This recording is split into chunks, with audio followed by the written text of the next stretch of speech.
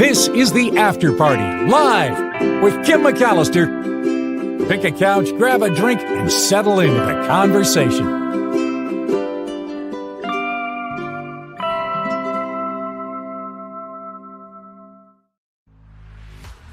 Hey everybody, it is the After Party live on, what is it, Trivia Thursday? Oh yes, because I have my book of trivia.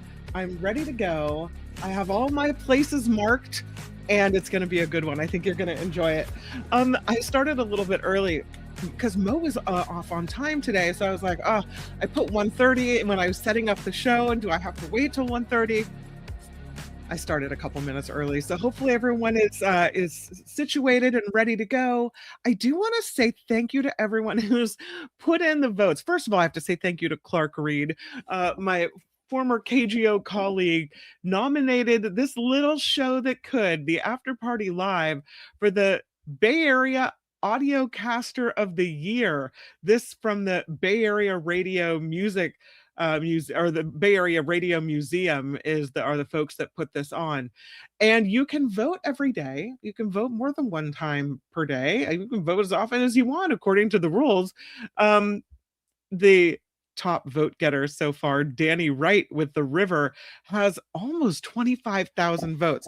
I don't think I'm going to be able to catch up to Danny Wright. In number 2, Gary Mora with KYA, he's got about 20,000 votes.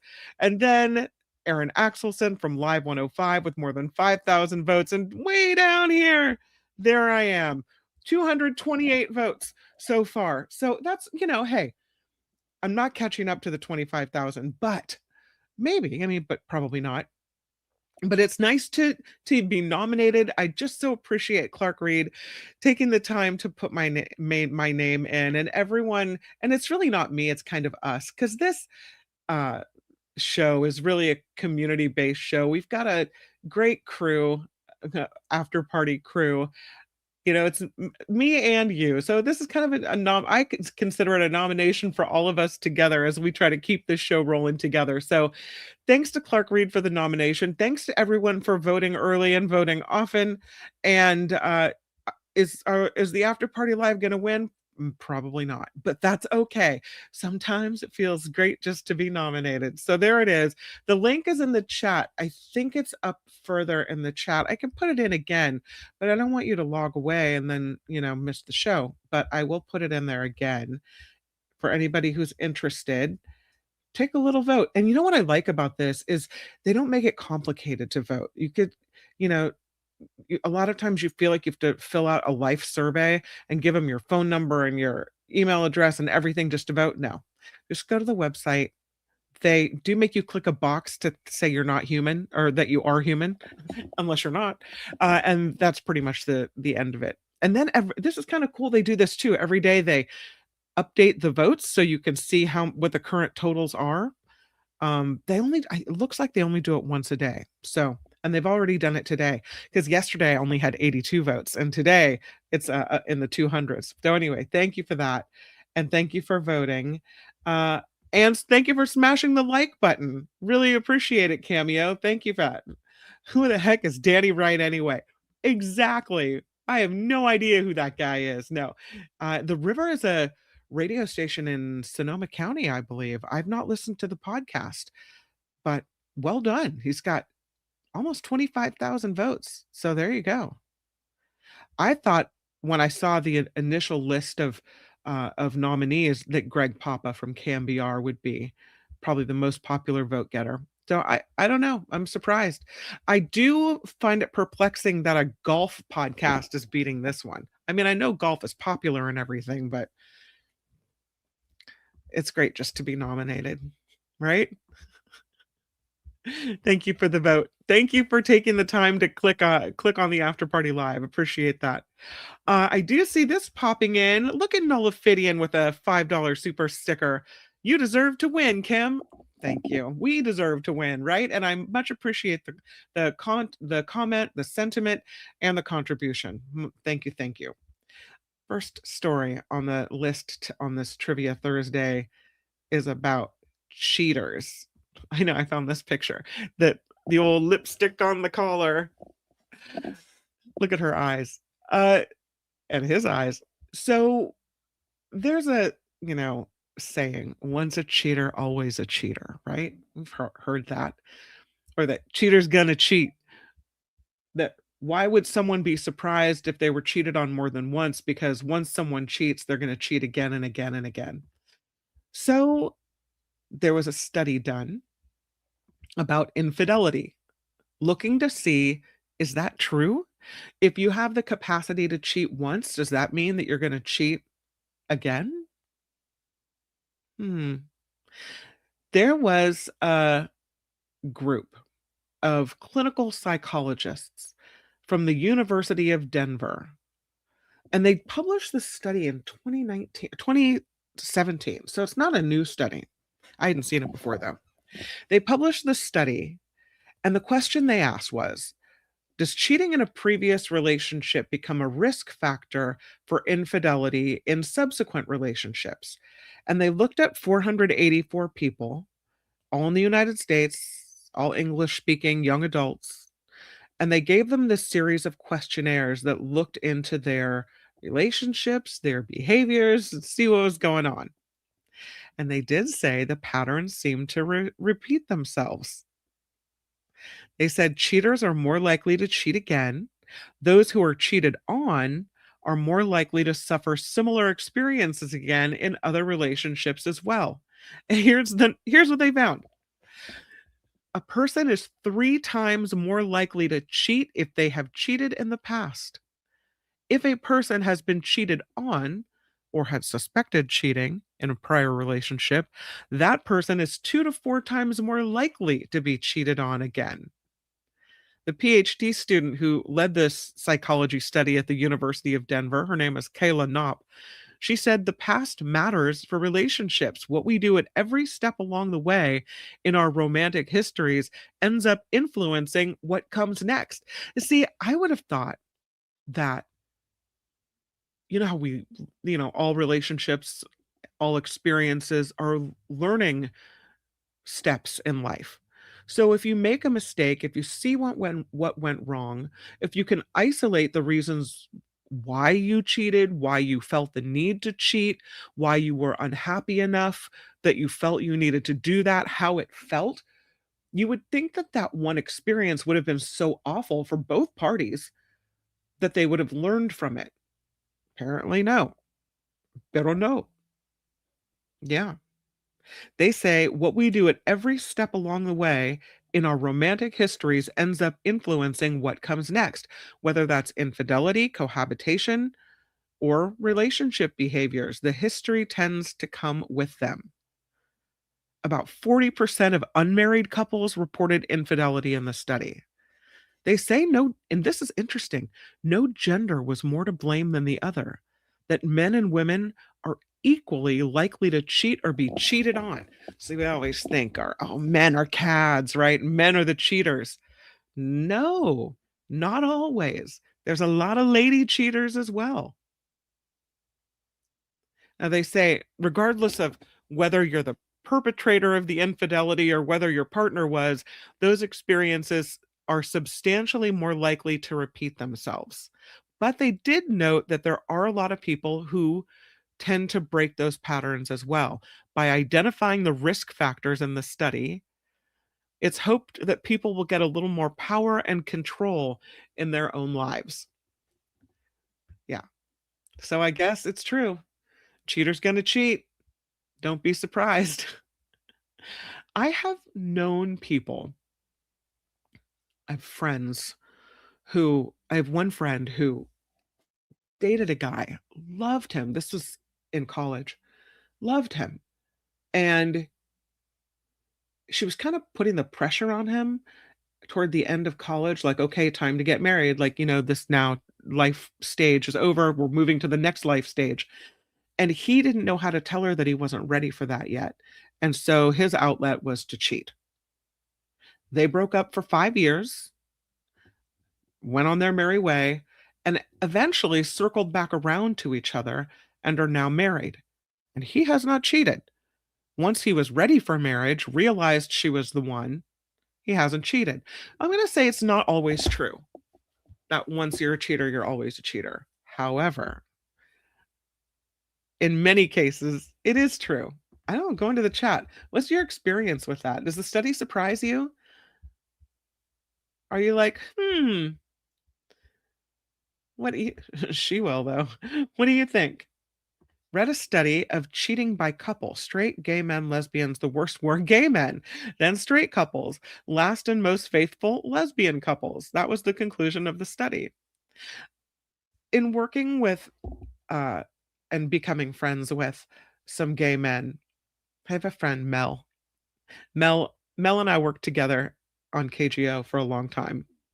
He said that most, and this is just what Mel, my gay friend Mel told me. Everyone should have a gay friend, Mel.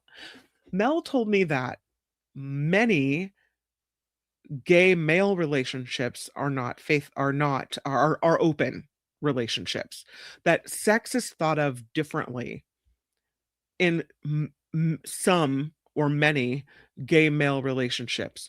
So I don't know if I wouldn't consider it cheating if you know it's happening, right? Or if you have an understanding that this is the way it is. But that's interesting with the sizzle. I have to go look for that study. Those people just cannot get enough of the whoopie pie. Heather says, I cheated on a few boyfriends when I was younger. Also, I got cheated on by a few, and I'm not the same person I was 25 or 30 years ago. Exactly. Making my point, because we learn from our mistakes, right? And when you're young and trying to figure stuff out, and, you know, relationships, you don't, the seriousness of, you're not going to marry the person, like all these things come into play. I agree with you. I don't think that has any bearing on your current relationship. So I get you. Yeah. Uh Peter McLaren says she may cheat on him. There's that long held resentment to get back at him. Who are we talking about, Peter? Anyone in specific? I'm going to scroll back. Did I miss your first comment? Ren says, I had a friend who cheated and married the guy. They were married for 20 years, and then her husband cheated on her with her best friend. Ouch. My friend was shocked. Not sure why. Wow. That's brutal. Wow. Heather says, every situation is different. People are complex. I don't think it's so black and white. Well, when they look at, and also you have to wonder whether people are honest when they're given these surveys, right? What, how bad are you going to make yourself look? Because they might say it's anonymous, but you never want to be tracked with stuff like that. I don't know. But if it was anonymous, and if the study was done, so that the results can be believed, then the percentages don't lie. But again, it's not. Let me go back to the study, because they said, what's the number again? Was it 43%? The person is 3 times more likely to cheat if they have cheated in the past. 40% of unmarried couples reported infidelity in the study. That's a big chunk of people who won't cheat again too. So, I don't know. Mindy says they got to get their nookie somewhere. Beware the jealous wife. She might get really angry. Nullifidian says, I don't think people are ready for marriage until they're in their 30s. We got a lot of growing to do. It's very true. It's very true. Yeah. With the sizzle, I could get married again if we lived in separate states or separate countries. Who is it? I saw some celebrity saying marriage works because we have separate houses, right? Yeah. All right, we'll move on from this one to this one. I love beluga whales. They're some of the most beautiful animals. They just have such a sweet look about them. Scientists gave these beluga whales a mirror. They wanted to see how they behaved. And what they were surprised to find out is that these animals have a sense of self. They're self-aware. When they looked in the mirror, they knew it. They were looking at themselves.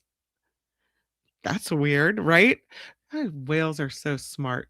So the scientists, and these, by the way, these animals are known for their communication skills. They wanted to see if they could pass this mirror test. So the scientists put up these two-way plexiglass mirrors so that they could look at the belugas as the belugas were looking at their own image. They wanted to see whether they were able to link up that the beluga they were looking at in the mirror was actually themselves. The scientists say the belugas demonstrated what is described as self-directed behavior, where they appear to use the mirror as a tool to view parts of their bodies or activities they would otherwise be unable to see without a mirror. This done from the Reese Lab of Cetacean Cognition at Hunter College. They told IFL Science, we saw the whales engaging in barrel rolls, which allowed them to view different parts of their body and monitor their own activity. They said this kind of self-directed behavior is considered to be evidence of a mirror self-recognition and is something they've also seen dolphins do. So, one of the belugas passed something called a mark test as well, moving her body, interacting with a temporary mark on one side of her head. They said they were excited to see how she responded to seeing that temporary visual mark that had been applied between her right eye and her ear. The whale responded quite differently in that session than she did when she was previously unmarked. And initially did a sequence of repetitive laps around the pool with her right side toward the wall and mirror, pressing the marked area of her body against the mirror many times. One time, she stopped at the mirror, oriented the marked area of her body close to the mirror, pressing the side of her head to the mirror surface, displaying some other self-directed behaviors that included repetitive vertical head movements, head bobs, releasing bubbles from her blowhole, vigorous horizontal head shaking, opening and closing her mouth. It was the only instance of toy play, they say, in the mirror as well. Super interesting. The findings show that belugas demonstrate a high level of self-awareness and sense of self. It was long thought that humans were the only species that possessed the capacity for mirror self-recognition. This level of self-consciousness, according to study authors, includes the comprehension that the mirror can be used as a tool to view oneself. And here's what they write. As we try to understand the cognitive capacities of other species, tests of mirror self-recognition afford us, with a comparative approach, to investigate how different species and individuals perceive and interpret information they see in a mirror. With our increased awareness of the complexity and awareness of other species, there will hopefully be an increased appreciation, empathy, and concern globally for the welfare and conservation of these magnificent white whales and other cetacean species. And in this study, they post at IFL Science the video of these beluga whales and their self-awareness. And don't think we cannot show it because it's so cute. Here it is. Wait. Okay, here's the video. You can see them being self-aware. Looking in the mirror, checking it out. Head bobs.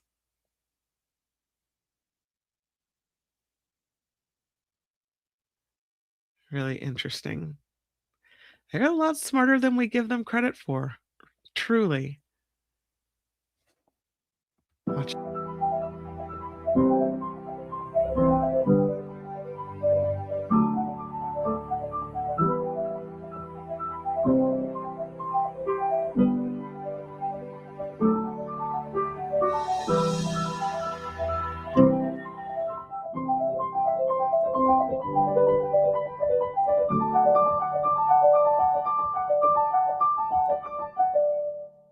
belugas. And every time I see a beluga story, I'm reminded of my son, Jacob, in preschool, singing the little beluga whale song. Baby beluga in the deep blue sea, swim so wild and you swim so free. So cute. All right. There are cruise ships that have set up these kind of water park islands. They're Carnival Cruises is trying to buy this island and set up this giant water park in Mexico. But the locals were not having it. What you see here on the screen is called Coco Cay. This is a destination for Royal Caribbean passengers. 2 million people a year are dropped off at Coco Cay. They hang out on the beach. They can participate in kind of a theme park style area, whatever it is that you want to do. So, this is kind of the idea of what was planned by Royal Caribbean to be built in Mexico. But was big backlash. Environmental advocates, local residents, not happy, and they are now rejecting Royal Caribbean's proposal to build this massive water park along the country's Caribbean coastline. They said, "We'd like to inform you that Royal Caribbean's Perfect Day project will not be approved." Nope, not doing it. Even Mexican President Claudia Sheinbaum said we must not do anything that affects this area, which has very important ecological balance and is particularly important for the reef. Royal Caribbean says they're disappointed, but they respect the role of Mexico's environmental authorities. This was planned for a place called Mahahual. The company says they're going to re-engage stakeholders. They say that building a theme park on this little Mexican island would create thousands of local jobs and community programs to support the people of Mexico with their Perfect Day Mexico project. They're trying to expand their portfolio of cruise destinations, right? So when you take a cruise, you go to local ports, you can get off and do your own thing, or you can sign up for these excursions. And the excursions cost extra money. So say you wanted to go on you're pulling into this port and you want to go to the excursion today, and it's going to cost $100 per person, or whatever the cost may be, for a certain number of hours on this island. They wanted to open this Mexican island called Perfect Day in 2027. The site where they wanted to do this was called Mahahual in Quintana Roo. They were going to do a water park and here's what they called it: jaw-dropping pools and beaches, restaurants, bars, and more. The cruise line said it was a sustainable destination. Nope. The people of this small fishing town that's there now say Mahahual is not an amusement park. This project this is the people of the island, threatens our rights to use the sea, the beaches, and the mangroves, our local identity, our way of life, and our freedom to live here. They say Mahahual is one of the last free strongholds of the Mexican Caribbean, that Playa del Carmen and Tulum have already succumbed to the logic of profit. So they don't want it. The locals don't want it. And it looks like the authorities are recognizing this. This Coco Cay is in the Bahamas, is the one on the screen now. And it's been a huge success for the company. Again, 2 million visitors stop by this cay per year, but it is transformed into something else. I mean, imagine it without all that crap all over it and the local people being there. It is different. And the tourists have taken over. 2 million people a year? This Mahahual is known for its close access to the Mesoamerican Reef. That is the world's second largest barrier reef system, according to Reuters. Already, this coastal town has attracted scuba divers and tourists that want to come check out the marine ecosystem and the tropical fish. So I don't think they want to add to the tourism here. Mexico blocking this after this local backlash. There you have it. I know we've talked about those Trader Joe's little bags. So I wanted to give you a little bit of Trader Joe's news. They are expanding. And I've known people in other states who, when they come to California, they make it a point to stop at Trader Joe's because Trader Joe's doesn't exist in their state. Hard to imagine life without the Trader Joe's. Trader Joe's is expanding now to more states. So here's the skinny on this. They are putting in 25 new locations across 14 states. Of course, they're based in California. They say opening dates have not been determined yet, but there are 9 new locations across each 8 states so far. There's one in Phoenix, Arizona, one in Sarasota, Florida, Chicago, Illinois, Quincy, Massachusetts, Farmington Hills, Michigan, Syracuse, New York, Yonkers, New York, University Heights, Ohio, and West Jordan, Utah. And that's just the start. They're also going in Tucson, Arizona, Anaheim Hills, California, Paso Robles, Orlando, Florida, West Palm Beach, Florida, a spot in Georgia, Illinois, Kansas, couple in Louisiana, one in New Orleans, one in Lafayette, Louisiana, Massachusetts, New Jersey, Utah, Washington, Seattle, Washington, Spokane Valley, Washington. So not all the details are known yet about locations and store size and all of this, but more states now will have access to Trader Joe's. Wanted to give you the good news there. This is a problem. You know, it's graduation season, and as we've been talking about, more and more reliance is being put on AI. And we talked about this the other day, that AI is not always quite ready for prime time, makes mistakes, can be led into mistakes. Well, that's unfortunately what happened at this Arizona Community College. Glendale Community College's graduation ceremony, apparently disrupted by AI name reading software.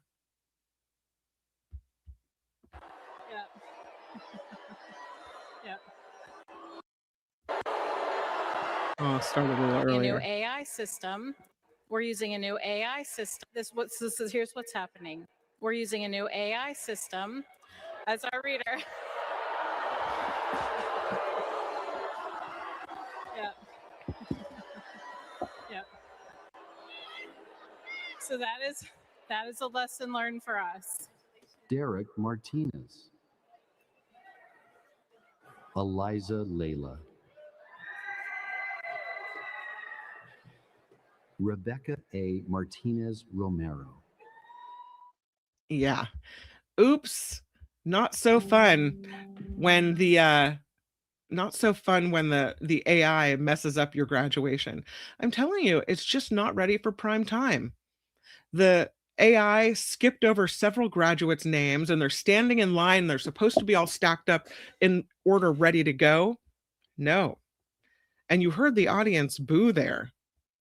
That was the president of Glendale Community College, Tiffany Hernandez, addressing the crowd toward the end of the ceremony, providing instructions on how to ensure everyone gets to walk across the stage. That's when she just gave the message we heard about learning lessons from AI. She said they would not be able to redo the walk to include all the names on the screen, but that those who were not initially called would be able to come up on stage for their picture, to have their picture taken. I'm so sorry, she said. There's plenty of opportunities. I hope to take some really good pictures and celebrate you and celebrate with your loved ones. The issue was corrected during the ceremony. She said, "We're sorry for the disruption it caused, what should have been a celebratory moment for graduates and their families." Meanwhile, you have companies that are eliminating jobs in favor of AI. Newsflash, AI is not ready to take over. We're not ready for this yet. No, I'm sorry. Just no. Um, have you seen this?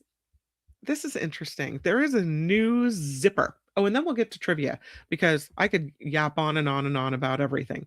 This is a new zipper. It's called the Y zipper. And it has a range of different uses. Here it is. That's what it looks like. All kinds of configurations for this really cool zipper. It's called a revolution for technical gears, robots, and art. They say it's 40 years in the making, this thing. If you could build a 3-sided zipper, it wouldn't be used to fasten your jacket or jeans, but could be used for items that need to be both soft and rigid. Chairs, tents, travel bags, purses. This was the kind of thinking that was put forward 40 years ago by a man who's now a professor at MIT. His name is William Freeman. So the team at the MIT Computer Science and Artificial Intelligence Lab used 3D printers to create this 3-way Y zipper. They are calling it something with tunable stiffness. This 3-way zipper achieving a mechanism able to transit from flexible to rigid. They said it's not obvious the system should work easily. You need something that, when zipped up, is strong enough to stay rigid while also being made of components that can be rolled or folded when unzipped, which is a little tricky to build because it resists force from all kinds of directions, and you need to resist the shear force and compressing. It can't be stretched. Another challenge is how you make it super flexible when you unzip it. So they tested a couple of common plastics used in 3D printing, and they found that polylactic acid, PLA, could handle heavier loads, while thermoplastic polyurethane was more pliable in terms of durability. They did these tests. One of the zippers went for 18,000 cycles of zipping and unzipping before it broke. But what the team showed is that zippers work and can be shaped to have a bend or a twist, or even be in the shape of a coil. And with the advancement of manufacturing and fabrication, they say we can now fabricate all kinds of zippers in all kinds of different shapes. The applications, of course, camping tents that can be put up without poles. You just zip it up and the tent is ready. They could be used in flexible casts for limbs, with adjustable stiffness, making it more rigid at night when one might actually make the wrong movement. Could be used in quadruped robotics to extend limb length, to better navigate difficult terrain, or to create art in dynamic installations. They say the possibility in the future with better manufacturing and 3D printing techniques could be possible to create even more durable and stronger 3-way zippers, maybe even with metal, and it could open applications up even further. They presented the information in April at the Computer Human Interaction Conference, the CHI conference. So, pretty cool. Who knows where we'll be seeing the Y zipper coming up? I see your comment there. Twisted zipper? New social commentary. He's sure a twisted zipper, says Donna. That's funny. Glenn says, my zipper jammed once. I was busting for a wee. Almost ended in a disaster in public. It was funny now, but it wasn't funny then. At least you didn't zip up important parts in that zipper mishap. Save the zippers. It's such a bummer when a zipper breaks and the article of clothing is otherwise fine, and I'm horrible at fixing zippers. Okay. Should we get to it? I have so many stories today, but if I do them, then I won't have time for Trivia Thursday.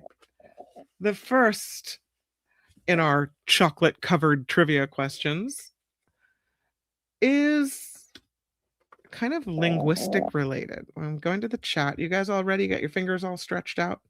Ready to rock and roll? Okay. That's okay. You can listen. You shout the answers at us. I'll try to hear you. Ready to go, says Noel Fidian. All right. First question. The scientific name for cacao or cocoa tree is Theobroma cacao, which is fitting because Theobroma is Latin for what? I wouldn't have known this one. Theobroma is Latin for what? Who speaks Latin? Latin for brown? No. Latin for cocaine? No. Brown? Latin for feels good? Kind of. Latin for chocolate? Latin for God grown? Yes, with the right answer, first off the punch, here we have it. Oh, bring the thunder. That's a good one too. SJ Lola has it. It's Latin for food of the gods. SJ Lola, look at you go, girlfriend. You're awesome. I'll also give it to Nullifidian, God grown. Food of the gods is the translation. Food of the gods. Or fruit of the god, says Rev P. Yeah, close enough. Yeah. Yes, you got it. Okay, here we go. Second question. About, and I'm telling you guys, the Sweet 106 Snickers cupcakes, speaking of chocolate, oh my God. About 1500 BC in the rainforests of Central America, which clever folks started making drinks from cacao beans. 1500 BC, rainforests of Central America, which clever folks started making drinks from cacao beans. Let's see if you get it. I got some Maya. I got some Inca. I got some Maya and some Inca and some Maya and some Maya and some Maya and some Aztec. I got some more Maya, some more Aztec. The Tepultepec, the Inca. Lots of different answers. One I am, oh, your Snickers arrives today. Oh, it's so good. I'm jealous right now of you. Okay. Oh, Kilo Karen grew cacao for fun from seed. Fun. Rev P got it. It is the Olmecs. The Olmecs in the 1500s BC in the rainforests of Central America were the first to start making drinks from cacao beans. The Olmecs. Well done, Rev P. Winner, winner, chicken dinner. The Olmecs. John Slade also has it. Absolutely. The Choclomecs. The Olmec. Totec Zapotec. Olmec. Not familiar with the Olmecs. Yeah, the Olmecs. Oh, you have a Snickers in the freezer? Nice. I'm impressed too, Rev. Well done. Okay, question 3. What conquistador loaded up his ships with New World cacao beans and sailed home to turn the Spanish into chocoholics? What conquistador loaded up his ships with New World cacao beans and sailed home to turn the Spanish into chocoholics? What do we have? Yes, you guys got this one. Mama says Cortez. Indeed, Hernan Cortez was responsible for bringing cacao beans home. Cortez, Mama has it first. Look at you go. I think Mama has it first. Is that right? Yeah. Mama has it first. Good job. John Slade has it. William Martinez has it. Who else do we have? SJ Lola has Cortez. So does Sandy. Dillette has it. Cortez is the only conquistador I know, says the Hello Karen. Oh, Wes in Florida with 5 says, sorry I'm late. Hubby in the hospital again. It's been a hectic day. Oh, Wes. Huge hug. I'm going to wrap my arms around you. I'm so sorry. I know this is so stressful. Oh, thank you for popping in and on top of everything that's going on, throwing down a 5. You're so kind. I'll say that it's been a rough day in this house too. Julia got into her first car accident. It happened right in front of the high school. She pulled from the side of the road, and some other girl that seems to have been going awfully fast smacked into her car and knocked it into a truck on the other side of someone's driveway. So, yeah, she's fine. Other girl's fine. Everybody's fine. It's just the car that's not fine. Thank God, right? So, yeah, I hear you on the rough day, and I'm so sorry about that. Man, yeah, love the outpouring of support for Wes. Thank you guys. All right. Let us move on to trivia. I know she was super shaken up. So, okay, here we go. Next question. Back to the fun times. Chocolate syrup is the fake blood flowing through the famous shower scene in what Hitchcock film? Chocolate syrup is the fake blood flowing through the famous shower scene in what Hitchcock movie? You know, they can't all be hard, right? We got to have some easier ones. Psycho, says John Slade, and that is correct. Thank you, SJ Lola, for that comment. My son did the same, made him a more careful driver. Yeah. Agent Kitty Feets, yes, Psycho. Karen has it. SJ has it. So does Wes. So does Vanessa and Sandy and Elise and Rev P. Mama has it. What the sizzle? Nullifidian. Everybody has it. Yeah, right on. Well done, you guys. Okay, next question.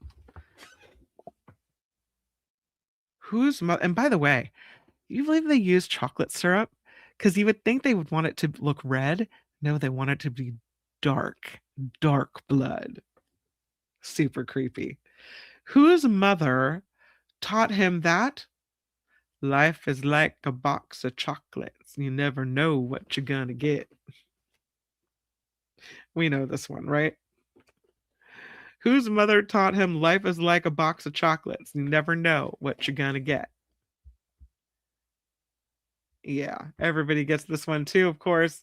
I love how Cameo's like, FG, yes, Cameo, first of the punch. Forrest Gump is correct. Elise has it too, so does Heather, Sandy, What the Sizzle. SJ has it, so does Rev P and Deidre. John Slade has it, Mama has it. Donna's on it. Wes, Tammy, Teacher Lori. Excellent. Next question. Dark chocolate contains flavonoids that are known to protect the health of what bodily organ? Dark chocolate contains flavonoids known to protect the health of what bodily organ?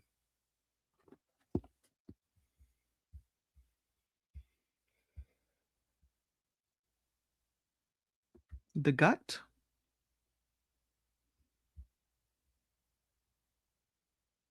The heart. I think Ren first to type that one in. Ren, well done. Heart is the right answer. Ren has it. So does SJ. So does John. Agent Kitty Feets. Donna has it. Karen has it. So does Tammy and Cameo and Vanessa. Sandy has it. Nullifidian has it. Excellent job. Louise with 5. Thanks to the After Party Live for being my daily mental Mai Tai every afternoon.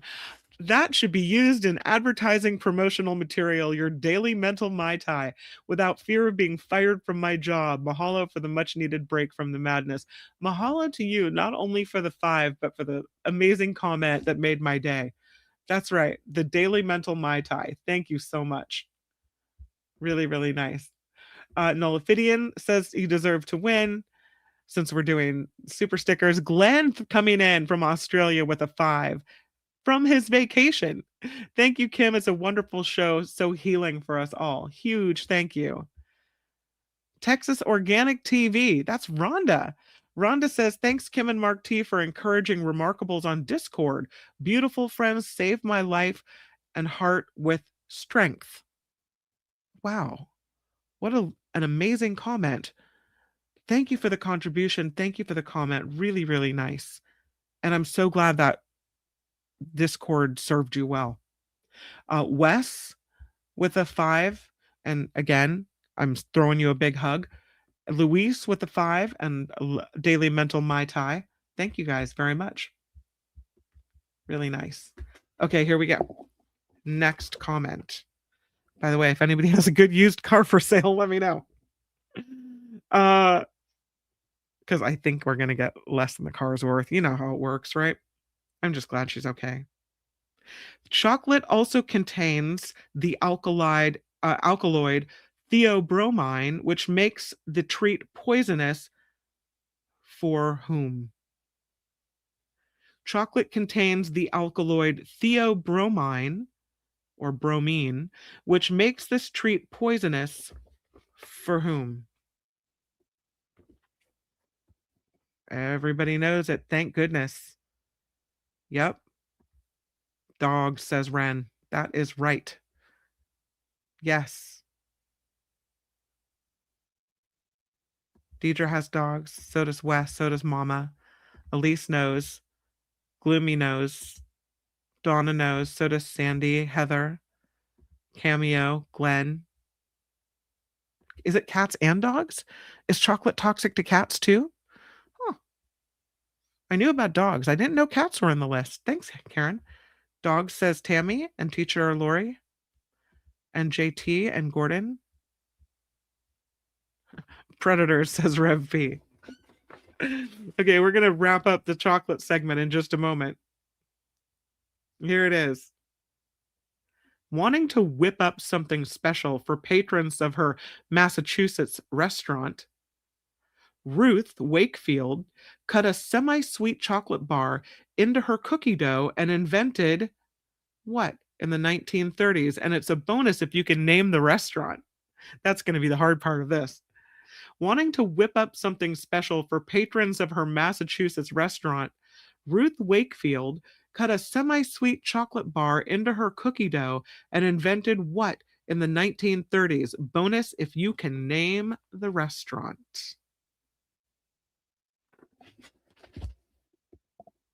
She invented what? Oh, look at you guys with your knowledge.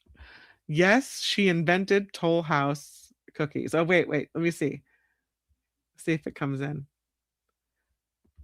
I think, does Ren have it? Yeah, Ren's first to the punch with the Toll House cookies.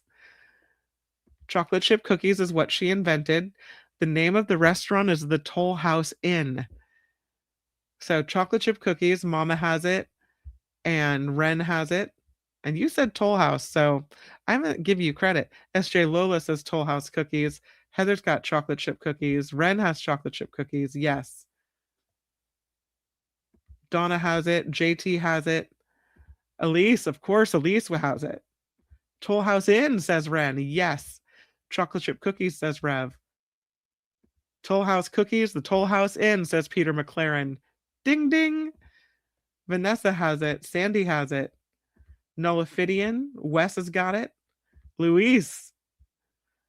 Imagine being the person to invent chocolate chip cookies. Like, you've just really, you stand apart from the rest of the crowd. Well done, you. Good job, everybody. What is the only U.S. state that grows cacao trees to make chocolate? What is the only U.S. state that grows cacao trees to make chocolate?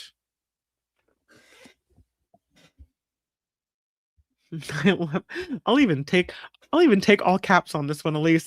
I indeed also love her forever. Yeah, the Toll House Inn. You can go there. Hilo Karen, fitting that you should get this answer. It is indeed Hawaii. SJ Lola has Hawaii. Sandy has Hawaii. So does Colleen. Hi, Colleen. Vanessa has Hawaii. Elise, Heather, Nolaphidian, Jennifer L. Hey, you. Wes has Hawaii. Yeah, Hawaii. JT has it. Donna has it. Louise. Ren. Yeah, it's Hawaii. Gotta be Hawaii, says Deidre. Indeed, it is. They said the only U.S. state. Yeah. Hawaii. Gordon Dillette is on it. They grow it out at Karen's house. Yeah. Okay. What? Let's see. Last one. Last chocolate one. At 24 pounds per person annually, which country's citizens chow down on the most chocolate? At 24 pounds per person a year, which country's citizens chow down the most chocolate? 24 pounds per year they eat this per person in this country. This country is, see who gets it first. What do we have? The United States. Switzerland is the answer. Elise, look at you go. I think Elise first to the punch on this one. Elise, sweet petite, makes the best cookies. Telling you, those Carmelitas. If you're interested in what Elise has to offer, you've got to send her an email at sweetpetitebnc@gmail.com. It's almost like you won a prize for getting the answer right, Elise. Sweetpetitebnc@gmail.com. That's the website or the email address. Email her. She'll send you her menu and you can check it out. Switzerland is right. Elise gets it. So does SJ Lola and Jennifer and Colleen, and Teacher Lori has it. That's a good answer. Belgian chocolate. Yeah, Sandy. It's actually Swiss chocolate. Tammy has it. So does Mama. And Mexican chocolate. I don't know if I've had Mexican chocolate. Wes has Switzerland. So does Vanessa. JT says, I know someone that has a chocolate farm on the Big Island, Airbnb, and you could stay there. Hilo Karen making the point. Hawaii is actually an occupied sovereign territory. Yes, and a U.S. state, so it counts. But I agree, we stole it, and it wasn't fair, and it wasn't square. We stole it. Hilo Karen says, I'm half Swiss, but I haven't gotten there yet. Maybe someday. Okay, we'll move to the different category now. This one is called We're Number Two. So there's a lot of things that are the best, ranking number one, but there's always a runner-up, and these are the runners-up, the answers to these questions.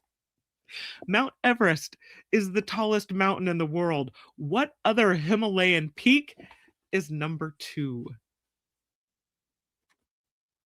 What other Himalayan peak is number two? Looks like you guys know it. Okay, I'll get in there.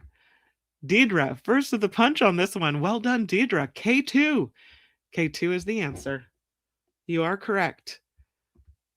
Ren says K2. So does Hilo Karen. So does Colleen Carey. Heather has it. Rev has it. Teacher Lori has it. Jennifer L has it. SJ, Glenn. K2 says Gordon. Yep. Dillette has it. Well done. Okay. The Marabou stork's 13-foot wingspan is the longest in the bird world.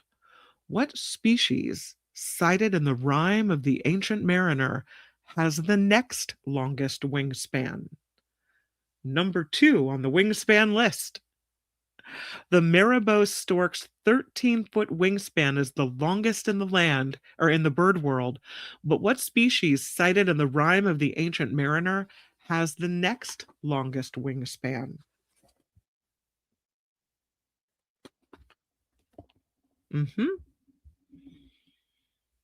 Look at you guys go. I don't even think I needed to repeat this question. Ren has it first. The albatross. Yes, that is the correct answer. So we have Ren first, followed by Heather, followed by Colleen. Welcome to the punch, Colleen. Nice to have you around, aboard. Albatross says cameo. Rev P has it. Jennifer has it. Sandy has it. William has it. So does SJ, Teacher Lori, Delette, Gordon, Donna, Luis, Elise, Luis and Elise. Okay. Since this is number 2 trivia, do I win because I was second? You get honor. You get yes. You get it. We'll make it a tie. Number 2 on that one, which, by the way, was also the second question in the number 2 category. The Nile is the world's longest river, but can you name the river that is only 145 miles shorter and occupies the number 2 spot? The Nile is the world's longest river, but can you identify or can you name the river that is only 145 miles shorter and occupies the number 2 spot? Nile is number 1 and Amazon is number 2. Deidre knew. I'm surprised Bezos would name his company after something that's only second best. Deidre's got it. Nullifidian's got it. So does Heather and Rev and SJ. Cameo, Teacher Lori, Amazon says Donna, Gordon, Jennifer, Sandy. Nice. Okay. Next question. Here we go. Titanic and Ben-Hur topped the Academy Awards list with 11 wins each. This 1961 film with Natalie Wood and Rita Moreno won 10 Oscars, and it sits alone in second place.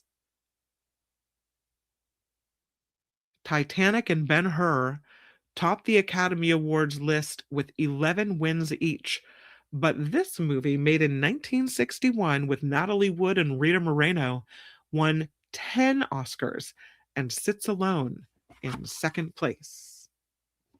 And the answer is, yeah, you guys knew it. It's West Side Story. Colleen sweeping in with the number 1 spot. Well done. SJ Lola has it as well. So does Ren. So does Elise. What the Sizzle. Cameo. Hilo Karen. Peter has it as well. Luis has it. Sandy has it. Vanessa, Rev. You guys all have this one. Delette. Donna.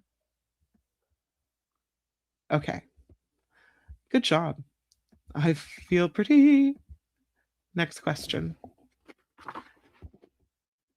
Jupiter is the largest planet in the solar system, but what planet, boasting the most moons, is the number 2 giant? Jupiter is the largest planet in the solar system, but what planet, boasting the most moons, is the number 2 giant? See what we got here. Ooh, Vanessa with some knowledge. Natalie Wood wanted to do her own singing, but they wouldn't let her. The number 2 giant is going to be Saturn. Deidre has it. Yay, Deidre. Cameo has it. So does JT. So does Sandy. Elise cracking herself up. Donna has it. Colleen has it. Gordon has it. So does Ren. So does William. Teacher Lori. Vanessa. Oh, I like a good Neptune. Nullifidian has it. Mama cracking herself up. Rev has it. So does Tammy. So does Louise. So does John. The hints are helping a lot. Good. I'm glad. Okay. Next one. Here we go. Texas has more farms than any other state. This state, the birthplace of Harry Truman, has the second highest number of farms. So Texas is number one for farms. This state, the birthplace of Harry Truman, has the second highest number of farms. And the answer is... I got a Montana, I got a California, I got an Indiana even. Oopsies. An Indiana, got an Ohio, got a California, Missouri. The answer is Missouri. Number 2 for farms is Missouri. I'll give it to you, Cameo. What the Sizzle has it as well. Congratulations, both of you. SJ Lola has Missouri. That is correct. Peter says Missouri. Donna says Missouri. Does Ren say Missouri? Missouri is MO, isn't it? Yeah. Michigan is MI. Missouri would be MO. You're confusing me with the abbreviations. Missouri. I just don't send anything to Missouri to write it down enough. Missouri. Yes, William is correct. Teacher Lori has it. Thank you, Peter. Big heart to you. Peter has Missouri. Yes. Okay. Good job. Next question is, between 1955 and 2000, the Beatles had 20 number 1 singles on the Billboard Top 40 charts. Who came in second with 18 chart toppers? Between 1955 and 2000, the Beatles had 20 number 1 singles on the Billboard Top 40. Who came in second with 18 chart toppers? Beaten by the Beatles. It was the Stones? Good guess. Deidre says it too. So does Peter. Michael Jackson, says Colleen. It's a good guess. A lot of Rolling Stones, a lot of Michael Jacksons. The answer is Elvis. What the Sizzle? First to the punch with Elvis, followed by Ren and SJ. Yep, Heather has Elvis. So does William. And Tammy. Donna has Elvis. So does Vanessa. Teacher Lori has Elvis. Mindy has Elvis. Peter has Elvis. Ah, the king. Yes. I know we're getting late, but I have a couple more questions. I don't want to leave them out. Brazil is the largest South American country. What country is that continent's second largest? Brazil is the largest South American country. What country is that continent's second largest?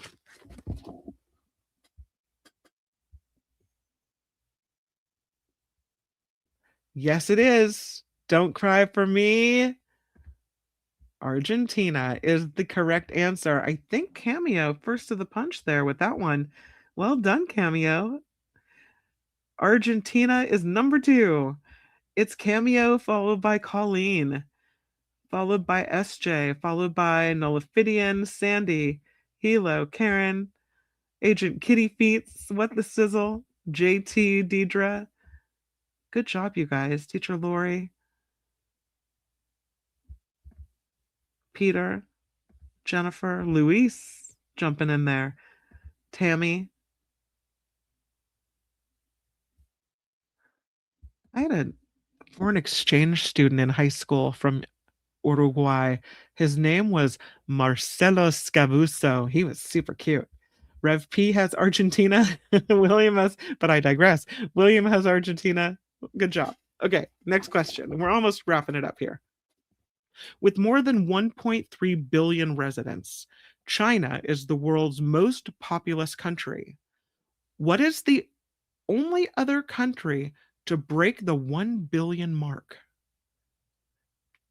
With more than 1.3 billion residents, China is the world's China. China is the world's most populous country. What is the only other country to break the 1 billion mark? And the answer is flying all over the screen. India coming in at number 2. Cameo, first to it again.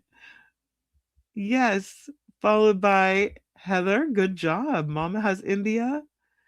Nullifidian's on it. Colleen. Ren. Donna has it. Teacher Lori has it. So does Jennifer. SJ Lola. Sandy has it. William has it. JT Deidre. Peter. Good job, everybody. Rev. Okay, last question for this Trivia Thursday. Georgia is the largest U.S. state east of the Mississippi River. What state that borders 4 of the 5 Great Lakes is the second largest in the East? Georgia is the largest U.S. state east of the Mississippi River. What state that borders 4 of the 5 Great Lakes is the second largest in the East? And the answer is, you guys are so quick and so good. This crowd, I'm telling you, Ren has it. It is Michigan. Go Blue. What the Sizzle has it as well. Good job, Ren, by the way. Number 1, What the Sizzle. Number 2, which in this, as Heather has decided in the second category, is also very, very good. A winning tie. Vanessa says Michigan. Yes. Mama got Michigan. So does Sandy and SJ and Teacher Lori. Nullifidian's on it. Louise. Delette has it. Throwing down Michigan, says Donna. Heather's on it. Rev P has Michigan. Yeah, you are certainly a bunch of smarty pants. Oh, Ren used to live there, and Cameo's from Michigan. I also married a fellow from Michigan. My husband grew up in a little town called Northville, Michigan, which is a suburb of Detroit. Then his parents got divorced and he moved to California. Mama has relatives in Michigan as well. Nice. All right. I do want to thank everyone for playing, for spending time hanging out. I'm sorry that I have gone late. Boy, I'm really late today, huh? Holy moly. Thank you to everyone who contributes to this show via PayPal. I do want to say that I see the most recent contributions from James S., Jane O., Amy P., Wes from yesterday, Meredith D. Thank you for contributing via PayPal. That is in the show description every day. So easy to find out how to do that. And of course, then we had these really kind contributions today. Nullifidian throwing in 5. Also, we have Glenn throwing in an Australian 5, which makes it extra interesting, right? Texas Organic TV with 5 and a lovely comment. Thank you, Rhonda. Wes coming in with 5 and a huge hug to you. And Luis coming in with 5 and the daily mental Mai Tai that is the after party. Please don't forget to vote. I put the link in the chat. Vote for the after party. Vote early, vote often. Let's see if we can beat the golf guy. And I will see you tomorrow. Mo is back in for Mark. It's going to be a great Friday with Friday Fabulous Florida. Michael Schur coming through to talk politics. He's always got the most amazing takes on things. I just really enjoy his commentary. Also, we will have Michael Snyder rolling through, the Culture Blaster, coming in to talk about movies. And then here on the After Party Live, it's Compare and Contrast. Sorry, the headphones push my hair forward, because we have our wonderful friend Tim Sika at the Movies with Tim Sika on this show. But please don't forget that tonight at 5 p.m. is the Nikki Maduro show. That's cocktails, mocktails, and politics. Put a little alarm on your phone so you don't forget to join in. That is at 5 p.m. So I'll see you in barely no time at all. Until we meet again here on YouTube. Bye, everybody. The After Party Live would like to thank the following contributors and viewers like you.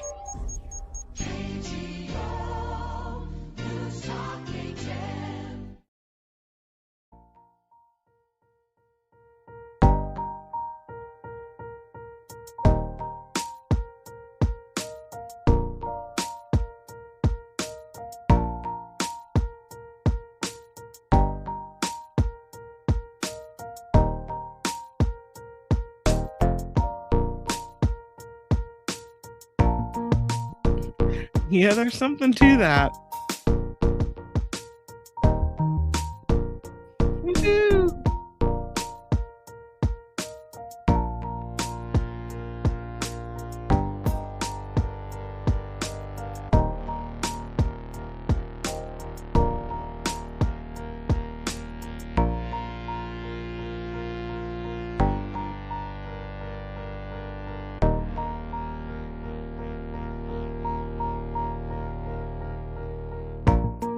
Thank you, Teacher Laura.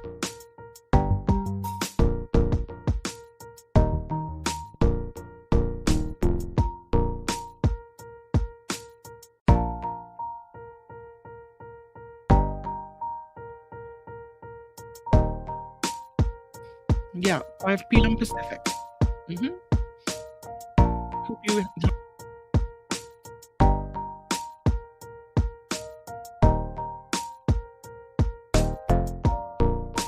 right back at you, Glenn. Hope you're having a great time in Harvey Bay.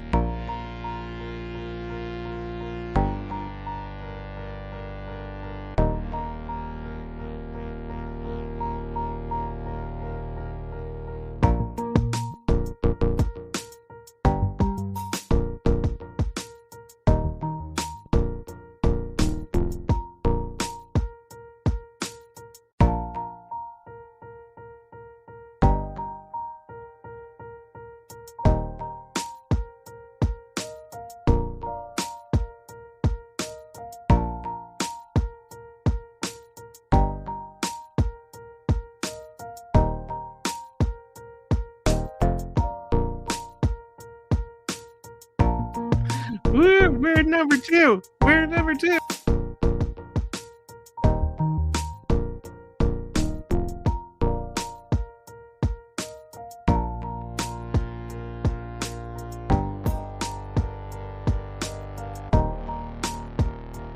Try to put that link in before the end of the show. Glenn, you do you, my friend. Love you being here and part of this.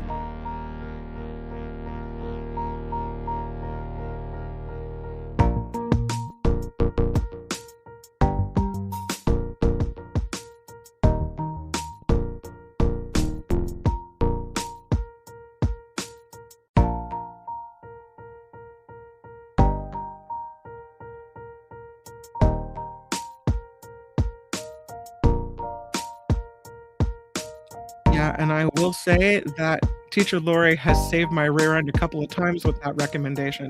Really.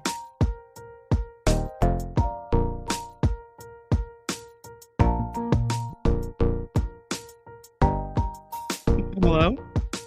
Thank you.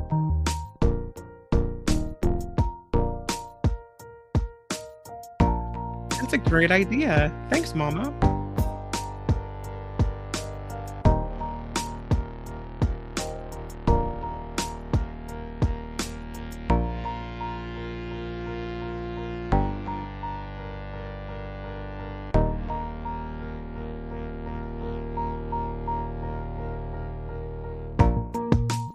That's really funny.